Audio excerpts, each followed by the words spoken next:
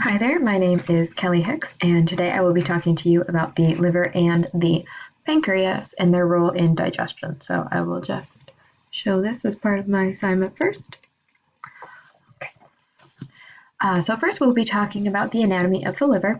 So the liver is a fairly big organ. It's around 3-ish pounds, and it's divided into two lobes, which we can see from the picture here, the right and the left. So we can see the left lobe is significantly smaller than the right lobe. And so the right lobe is actually further divided into the inferior quadrant and the posterior caudate lobe. So we can also see from this image that we have a hepatic artery and a hepatic portal vein that enter the liver at the porta hepaticus, which is like along the hepatic duct. So we can see that portal vein right there. We see along with the artery, and then right in here where it's all entering at is the porta hepaticus. So in addition to that, we see the hepatic duct heading down this way. Right. So now that we've got some basic understanding of the anatomy, we'll talk about one of the major functions of the liver, which is to produce bile. So bile is supposed to be exported into the duodenum. So at first it comes from the liver, and then it goes down into the gallbladder where it's concentrated, it's made very strong, and then eventually it is released into the duodenum, which is the first part of the small intestine. So in general, hepatocytes secrete around 1 liter of bile a day and are constantly working nonstop to produce bile, but this process also increases when it's sensed that a lot of fatty chyme has entered the duodenum, which would make sense because bile's main role is for emulsification. So when there's a lot of fat in the chyme that's entering the duodenum, the body realizes that it's going to need a little bit more to help digest it. And so bile is also a yellow-brown mixture. It's a mixture of water, bile salts, bile pigment, phospholipids, electrolytes, cholesterol, and triglycerides. So there's a lot going on in there. Again, its main purpose is to emulsify fats. And so the bile salts in this, as well as the phosphates in the mixture, are really the heavy lifters when it comes to emulsifying the fat. They do a lot of the work. And this is because they contain both hydrophobic and hydrophilic regions. Both these molecules do. And so the hydrophobic part will interact with the large lipid molecules, while the hydrophilic region of this starts to interact with like the watery part of the chyme. And so as a result of this, you get fat globules, which is what is shown in the picture here. This is actually a fat globule right there. And so those start to separate out. And the purpose of them separating out is to increase the surface area available to lipid digesting enzymes. The more surface area that you have, the more these digestive enzymes can interact with the fat, and the better off it is digesting it. So once this mixture reaches the ileum, the bile salts are actually recycled so the body can use them again up into the liver in hepatic portal blood. So while we're on the process of bile, we can talk about bilirubin, which is a waste product from the spleen that is composed of old or damaged red blood cells that are removed from circulation. So obviously you don't want those in your body anymore because they're not really doing their job, and so they are repurposed really. So these are transported to the liver by the splenic vein, and this is actually what gives bile its coloring.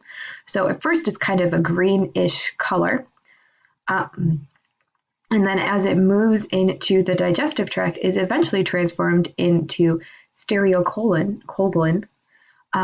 which is ultimately what gives feces its darker brown color. Now here we can move on to the pancreas. So a little bit of pancreas anatomy. The pancreas is retroperineal to the stomach, which means that it lies behind the stomach. So it's more closer to your back rather than your front. The head of the pancreas you can see here, this is hiding in the C loop of the duodenum, which makes sense because this is where a lot of the things are entering into the digestive system. You have the bile entering in through there, chyme is entering in there, and so it would make sense that you want your pancreatic juices entering in the first part of the small intestine, because this is where things are really getting started. So in addition to this, it's also a mixture of exocrine and endocrine components. So the exocrine part of the pancreas secretes digestive enzymes, while the endocrine releases hormones into the blood that aid further in digestion, which we'll dive into a little bit deeper right now. So we can see here, this is some exocrine cells from the actual pancreas. And so the exocrine portion of the pancreas are in cell clusters called acinus, which we can see here. This is the plural for that, acini. And these are at the ends of the pancreatic ducts. So we see this is the main duct right here, and that this is how these digestive enzymes are following down into these ducts, which will get them to the duodenum, which is the main goal here. So there's a plethora of pancreatic juices, a plethora of enzymes in pancreatic juices that make it great for digestion. And so some of these ducts that we see here merge with the common bile duct that's coming from the liver and head into the duodenum together. In addition to this, there is also the smaller accessory duct, which will directly take these pancreatic juices from these cells into the first part of the small intestine. And then once it hits that duodenum, the inactive enzymes are actually activated once it is in there. These are waiting because if these enzymes were active in the pancreas, it would actually destroy the pancreas. The small intestine is actually a lot tougher than the pancreas, so it's able to handle all of these digestive enzymes coming through without getting torn apart. So these juices are also composed of some salts, sodium bicarbonate, that makes the juice a little bit more alkaline. So you want a little bit more alkaline substances heading into the duodenum as well, because that fatty chyme that's coming in from the stomach has those gastric juices with it. It has pepsin, which is a very acidic enzyme, to kind of start to die down. So that way it's not so acidic that it's destroying the integrity of the small intestine. So you have that sodium bicarbonate entering so that it is not as acidic, and that pepsin is neutralized. As well in this mixture are digestive enzymes like amylase, lipase, trypsin, and among other enzymes. The juices themselves help kind of digest sugars and proteins, nucleic acids, and fats. So let's talk a little bit about the endocrine function of the pancreas as well. So the pancreas is also responsible for hormone secretion. So chyme entering the duodenum also triggers secretin that will cause the ducts to release a bicarbonate-rich pancreatic juice. Again, this makes sense. Chyme has a little bit more acidity to it, so it's going to trigger something that can counter that acidity. That's going to be that bicarbonate in the pancreatic juices. In addition to this, CCK secretion is also triggered when proteins and fats enter the first part of the small intestine. And then this will start to stimulate the acini, which again are those exocrine cell clusters, to start releasing the pancreatic juices and enhance secretin, so that again the small intestine doesn't have such an acidic piece of chyme heading through its system.